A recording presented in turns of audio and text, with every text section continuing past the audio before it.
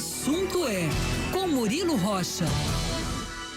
E aí, Murilo? Bom dia, Lucas. Bom dia, Luciana. Bom dia. Bom dia, ouvinte da Band News. Assim, primeiramente comentar esse absurdo que a gente presenciou. Tô até aqui na página aqui da Advocacia Geral do Estado para eu tentando localizar essa figura aqui, qual que é o cargo certinho dele aqui dentro da estrutura da Advocacia Geral do Estado, né? Mas é um absurdo sob todos os aspectos. Eu acho que ele tem que ter alguma sanção administrativa, sim, apesar de não estar exercendo o cargo, ter ido no cinema e tal, mas eu acho que ele tem que ser punido administrativamente. É um servidor público, né? Não interessa se ele estava ou não no uso de suas funções, trabalha na Advocacia Geral do Estado.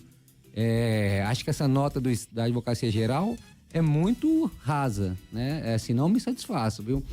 Falar que não compactua, ok, não compactua vai fazer o quê? Né? Não compactuar é o mínimo. Estranho seria falar se compactuasse com com esse tipo de ação. Então falar que não compactua é muito pouco.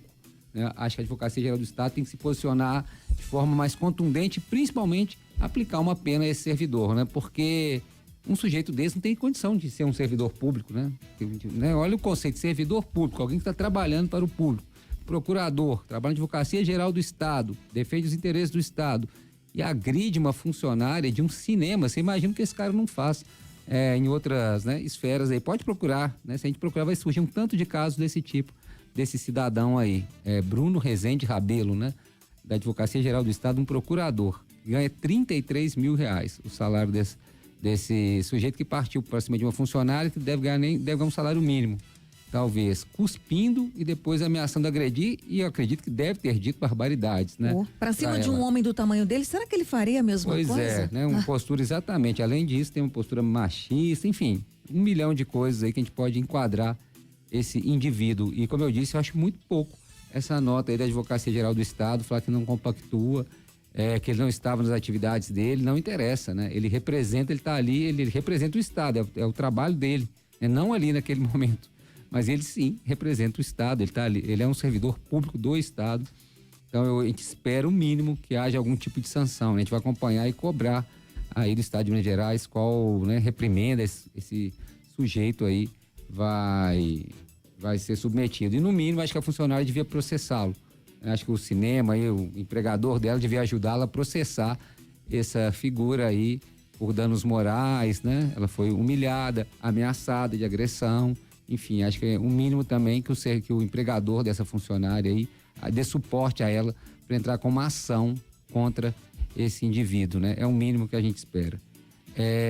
Outro assunto importante, essa questão da dívida de Minas Gerais, tá mais confuso do que nunca, né? Porque, vejam só, há uma proposta do Rodrigo Pacheco, o senador Rodrigo Pacheco, presidente do Congresso, que está sendo analisada ainda pelo Ministério da Fazenda, já foi, vamos dizer, apalavrada ali, né? Já há um acerto das partes para essa proposta ser apresentada, mas ela tem que ser votada, tem que ser analisada, tem que ser votada no Congresso, né? E o governo de Minas está aí com uma decisão liminar para não pagar a dívida, que vai vencer agora, né? Vence dia 20 essa decisão.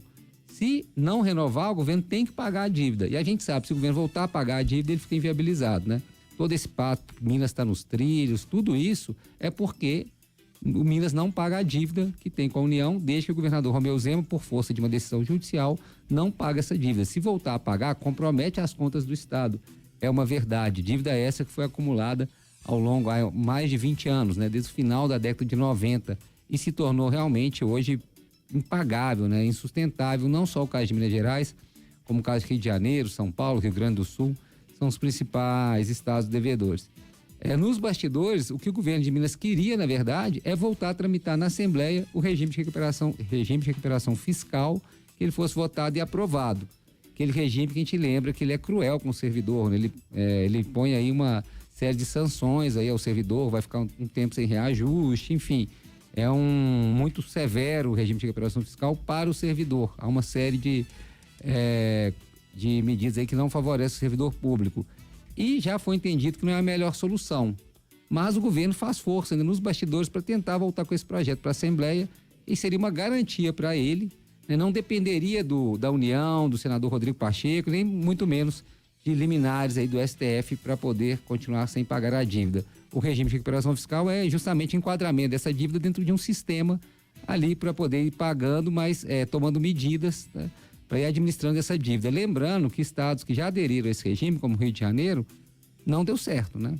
O Rio de Janeiro voltou a quebrar, ficou lá, aderiu ao regime e a dívida continua rolando e impagável. Então, essa proposta, senador Rodrigo Pacheco, pode ser uma boa proposta, apesar de ter um porém também que, pelo menos a mim, não agrada, que essa coisa da federalização aí de algumas estatais, né? CEMIG, que é uma questão estratégica para Minas Gerais, Copasa e Codenge, né? Elas entrariam no pacote como forma de abater dívida, né? Os estados poderiam dar seus ativos aí como forma de reduzir essa dívida, né? O governo de Minas diz que gosta da proposta, mas para tramitação é lenta, enfim. No fundo, ele faz um movimento junto à sua base na Assembleia para tentar voltar com essa pauta do regime de recuperação fiscal, mesmo sabendo do risco dessa pauta ser derrotada, né? Se fosse hoje, por exemplo, essa proposta seria derrotada pelos parlamentares na Assembleia. Então, tá uma confusão total, assim, né? Vamos ver se o STF dá mais uma vez esse prazo, já foi prorrogado 2 vezes, vamos ver se o STF dá mais um prazo para os estados não pagarem, para Minas Gerais não pagar essa dívida, e aí talvez ela possa, né, esperar que esse projeto do senador Rodrigo Pacheco tramite. Mas fica todo mundo em suspense aí, com vários interesses por trás dessa negociação, né? Mas fica todo mundo em suspense, principalmente o Estado. Como eu disse, ele voltar a ter que pagar, isso ameaça até a folha de pagamento de servidor, né? E o governador Romeu Zema tem dado entrevistas, nesse tom alarmista, inclusive, falando que se não tem condição de voltar a pagar, se voltar a pagar vai comprometer aí a vida do Estado de Minas Gerais, né? É uma dívida que tem que ser paga, mas da forma como está, também há um consenso aí que ela é inviável de, né, continuar sendo paga como é, né? Juros, indexador de juros, enfim, indexador da taxa de juros, mais um montante já que é gigantesco aí, quase 170 bilhões de reais hoje. É isso, Lucas, Luciana.